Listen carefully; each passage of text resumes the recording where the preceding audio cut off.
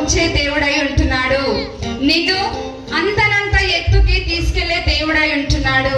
నువ్వు బాధతో ఉండడం ఆయనకి ఇష్టం లేదు, కానీ సంతోషముతో ఉండడం ఆయనకి ఇష్టమై ఉంటున్నది. హల్లెలూయా, హల్లెలూయా. ఒకసారి గట్టిగా చెప్తారండి, హల్లెలూయా.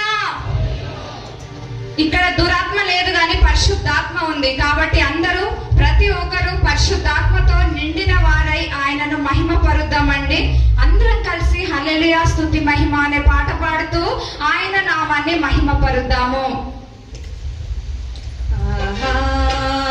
హల్లెలూయా హల్లెలూయా హల్లెలూయా. అందరం కలిసి